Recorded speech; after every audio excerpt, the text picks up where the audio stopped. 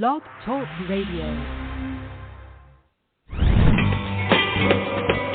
Welcome to Fearless Generations with Terry Singer and Kelly Fox.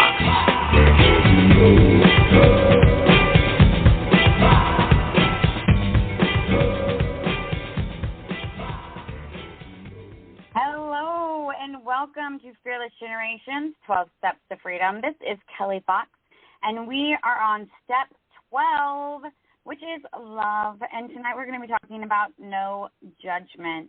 And I am excited for this.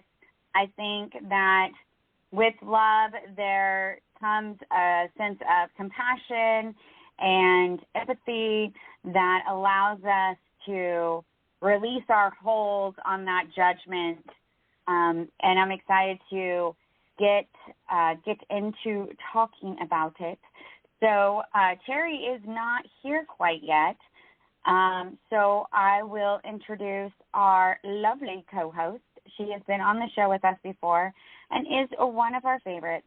Please welcome Stephanie Lueras. Good evening. It's great to be here with you. Yes. I am so excited that you stayed up late to be with us. Yes, you know it's not my favorite, but I would always do it for you. Well, thank you so much. So, Stephanie, why don't you remind our listeners what is it you get to do and who is it you get to serve? Well, I am the owner of Heart and Soul Fitness and Wellness. I'm based in Lake Havasu City, Arizona, but I work with people not only in person but virtually. I'm a body positive personal trainer, nutrition coach, and provide diabetes management as well. And that is something that I love to really work with people that have things to overcome, whether it's barriers or other things that hold them back from achieving their goals. Awesome. I love it. I've worked with Stephanie before, and she definitely does not judge you. So I think that the topic tonight of no judgment is a good one for her. She doesn't let you beat yourself up at all. So I'm excited to get into the topic. So first, let's talk about love. What does love mean to you? Oh, my gosh.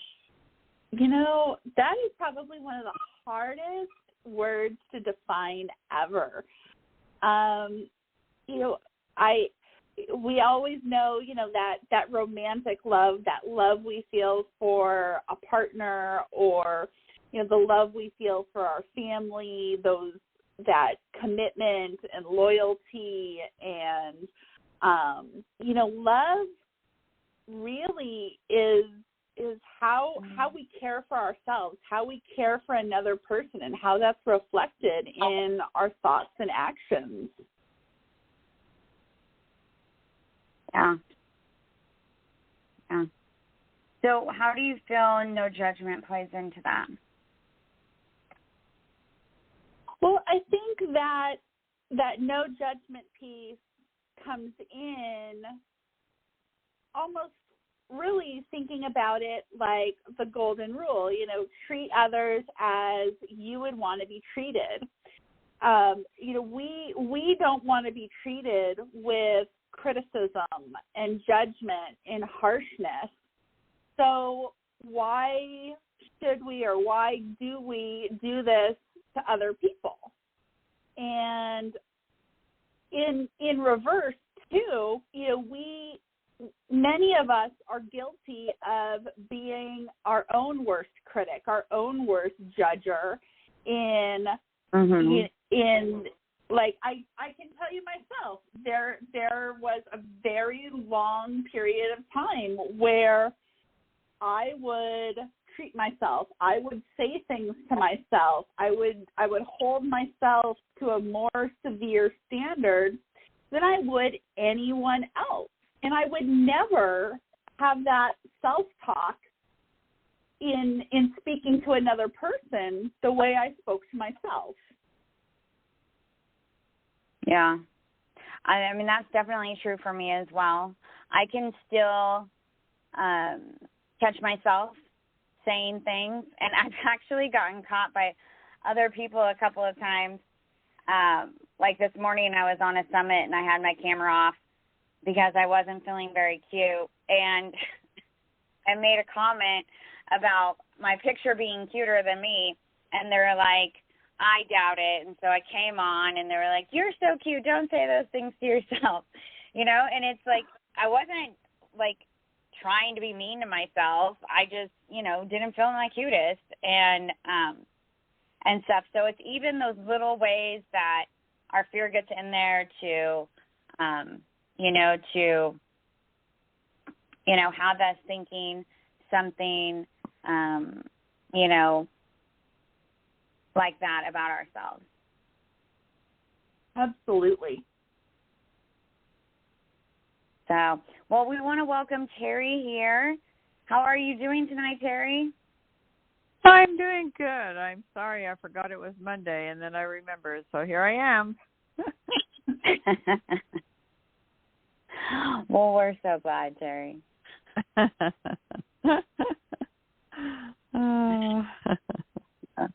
Better late than never. Yep, Mm-hmm. Yep. That's true, huh? Yeah. So we're talking no judgment tonight and how Great. that pertains to love. And Stephanie has shared with us some really great information so far. So why don't you share with us your first thoughts on how those two go together? Well, that's interesting. I have a quote on my mirror that says, and I can't remember exactly what it says, but it's something like, if you're judging me, you have no time to love me. And I think that that's really true. When there's judgment, there can't be judgment and love at the same time. They just don't coexist.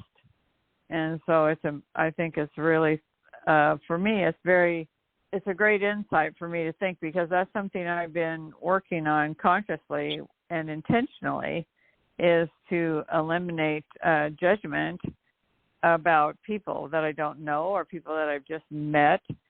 And I'll make judgments based on the way they look, what they say, outward things, instead of loving them for for the fact that they're a human being and they're connected to me as a human, and our shared humanity. And so I've really been working on that. And I think I've shared in the group before that when we went on our cruise with Katerina last November, I think it was November, maybe it was February, I don't remember. February. I really, that was really one of my intentions going on the cruise, because there were 30 women of all different ages, different ethnicity, different, really different, maybe different values, I'm not sure, but definitely different ways of speaking, reacting, just very different in the way they dressed, the way they talked. And I wanted to be able to truly meet them at the love level, not the judgment level. And so I've been working at that. So that currently in my thoughts and my words and actions as I go about my daily living. And so I find that willingness to practice love versus judgment has made a difference in my capacity to be present in the moment, to be more heart-centered, and actually to be more lighthearted.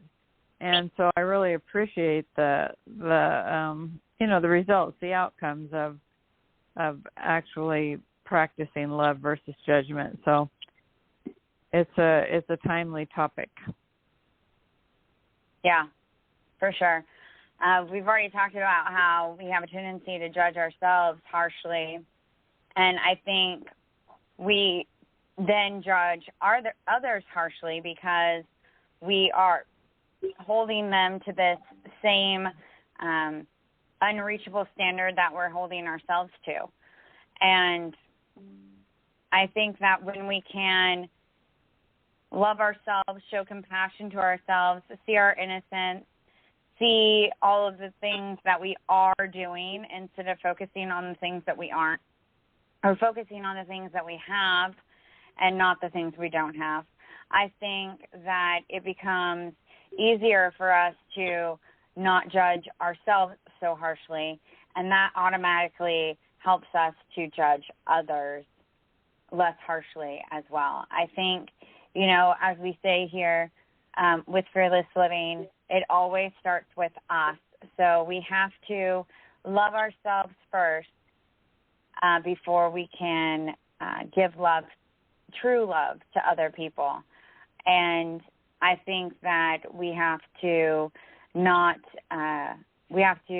judge ourselves less before we can judge others less.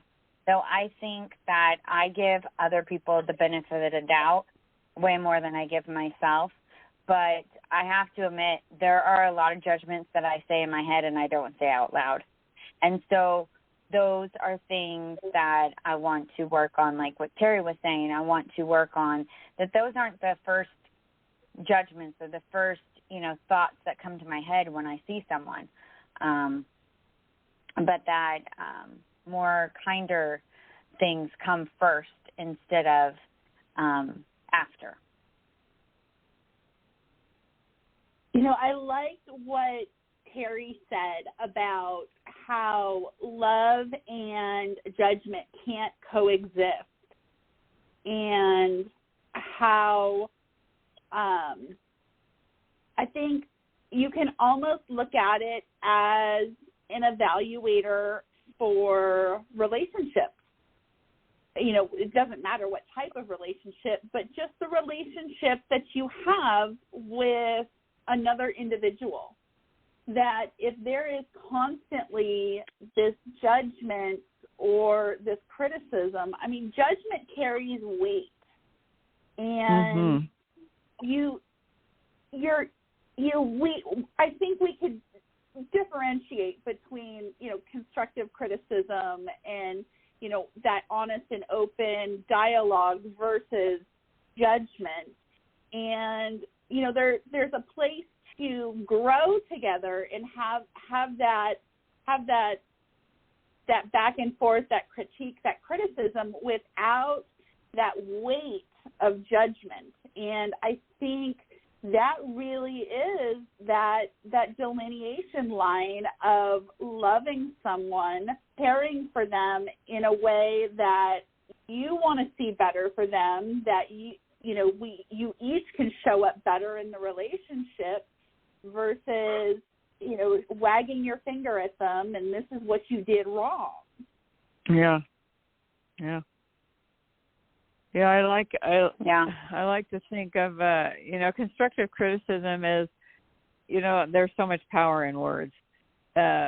Criticism is a word, even when you say constructive with it doesn't sound good to me. It's like I like to call it feedback, or I like to call it collaboration. You know, it's like when I like today I had to speak at the 9/11 memorial at our, you know, in our city. I had to speak. I didn't have to. I mean, I chose to speak as the mayor when they asked me to, and it's the first time I've spoken at that particular event in that position, and so I wanted constructive feedback. You know, I wanted to know if what I said was meaningful and whether it, you know, I wanted it to be able to move people so that they would feel the same humility and gratitude that I felt. And so I asked for that feedback from, you know, my daughter and another person that I really know that will be honest with me, but they will be they'll be kind, you know. They'll tell me in a way that the feedback feels I guess feels constructive, or feels like it's helping me to you know, be more concise in my speaking, or gives me validation that it accomplished what I wanted it to accomplish. So I think that like you're saying, that's not judgmental. That is constructive, and that is what I asked for. Now, if I hadn't asked for it, I probably wouldn't have felt that way about it, but I did. I asked for that feedback so that I can continue to improve my skills as a speaker. So I think that's important to delineate between judgment and feedback or constructive criticism, whatever you want to call it. It's not judgmental. It's given in a way of service, of respect, a way of helping another person with what they've asked for. Because if you ask for what you need and you want, then it's not a judgment. It's that feedback, that constructive observation, that insight that helps propel you forward, or that just gives you validation. I mean, we all want to be validated that what we said was intelligible. Somebody could understand it, and it moves people the way that you had hoped it would. So I look at it that way too. Yeah. And I think it's important that you said that you asked for it. I think when we're in a position to give feedback, we need to make sure that it's wanted. Right. And if someone is coming to us and wanting to give us feedback, that we let them know if we want it or not. Because that's a boundary that we can establish for ourselves in our process of loving ourselves more, because we may not be at a position where we want feedback yet, or we may not trust the feedback coming from that particular person. So it's holding that boundary as well, like asking if they want it, and then letting the person if you want it or not. Yeah. True. Mm-hmm.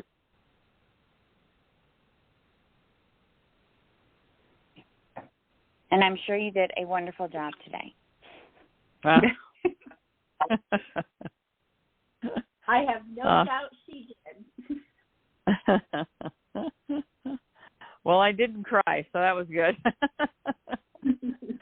Almost did, but I don't know. Sometimes I think it's okay to cry, and I usually do. It's like I don't cry a lot, but I'll usually have just this little moment of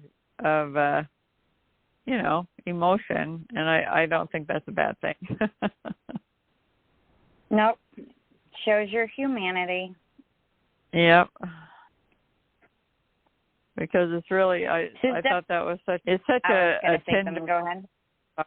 Yeah. I mean, it's just the whole topic of, this being the memory of, 9/11. And it was like 22 years ago. And yet, when you stop and think about it, for me, it was like yesterday. And it just brings back all of the tender stories and the heartache and the grief and the heroism and the sacrifice. It's just like it's a very emotional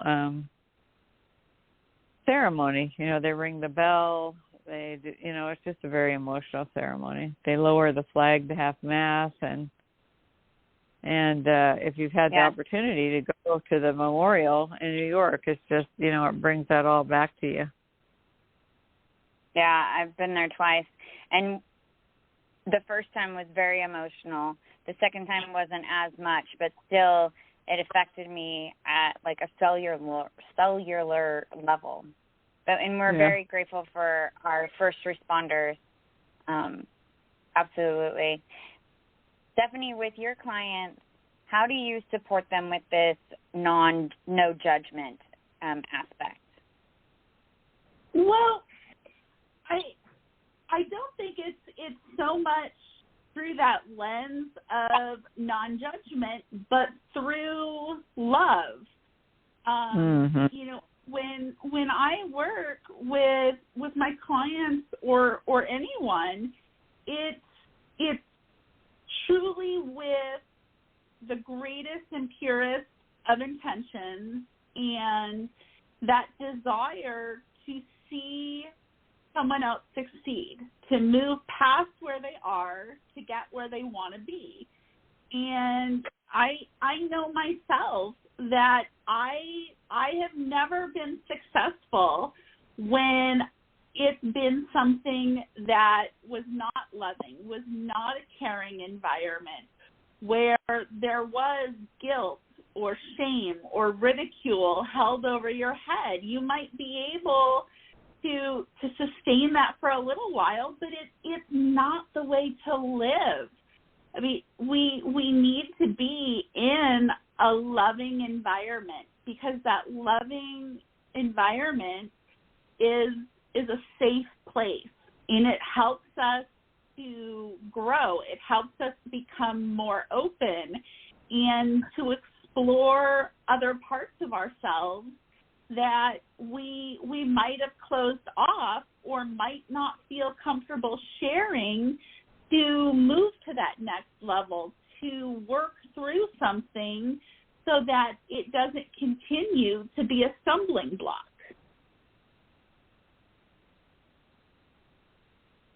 I love that. Yeah, that is that for me. It's just I don't even like. I'm trying to just eliminate that whole concept of judgment from my thought processes and from my processing information, and just replace it with love. Like you said, don't even use the filter of judgment. Just use that filter of love. Loving and love has all those layers. Loving God, loving yourself, loving your neighbor, loving your situation, loving. Sometimes when I'm saying my prayers, I'll just say, I'm so grateful for my car, for my clothes, for my, I'll just go down the litany of all the blessings that I have, and how much I can look at that as evidence of love in my life. And it's just, I think that the song "Love Makes the World Go Round," and it's just, love is the only real principle that can help us to negate judgment, to negate hate, to negate contention, to make our world a better place. And if we can start with loving ourselves, then we're in that place of the absence of, guilt and shame. We're in that place of having love be the filter that we use for ourselves and for our situation, and going into our intentions and just the way we show up and take up space can be loving. And if we can have that be our essence, I think that's what I really aim for, is that's my essence, that my essence is love. And sometimes I'll I will have that, kind of like I got in on the conversation of Kelly, saying that her picture was cuter than she is. And sometimes I'll fall into that area of beating myself up, and then I just can stop that. I can pause that, push the pause button, and again, use the filter of love, and have that be, when I look in the mirror, in Mel Robbins and the high five, habit, you've got this girl, and you're looking at yourself, when you first get up, no makeup, hair kind of tousled up or whatever, and you can still look in the mirror and love yourself and not judge yourself for that, but know that you can move forward, and you can use that filter of love to really assist you.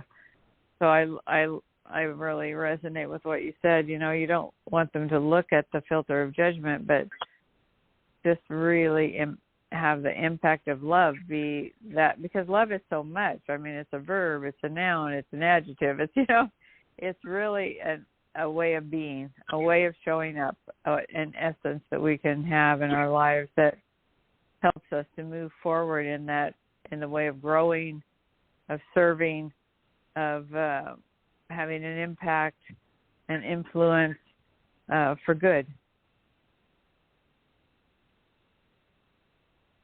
And yeah, I think that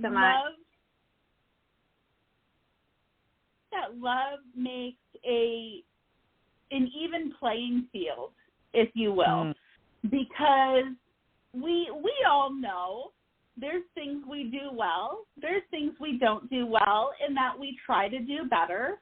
And when when we come from that place of love, it's that acknowledgement that we are not perfect people, that we all make mistakes. We all have a chance to try again and do something differently.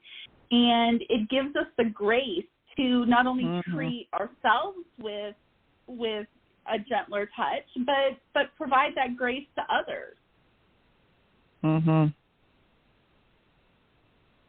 Yeah. Ladies, I have loved this conversation tonight.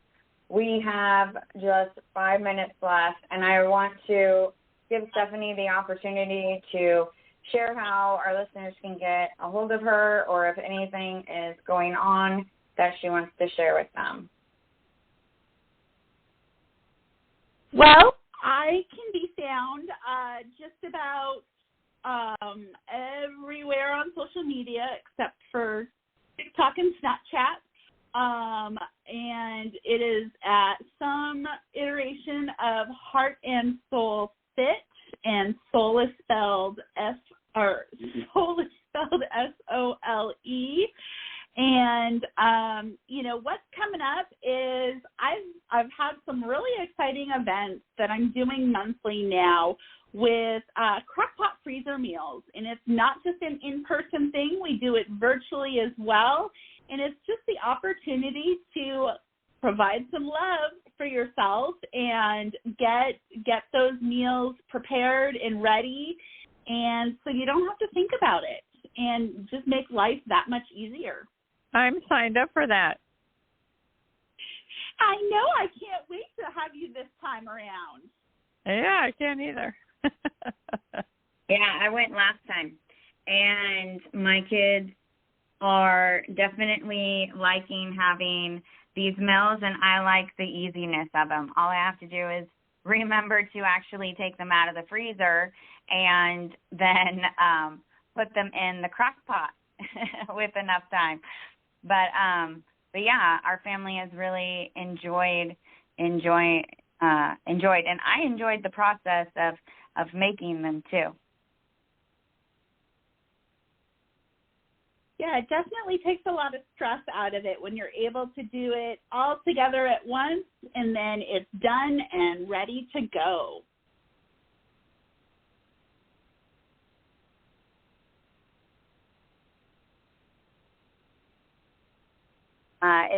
It's a whole lot of fun.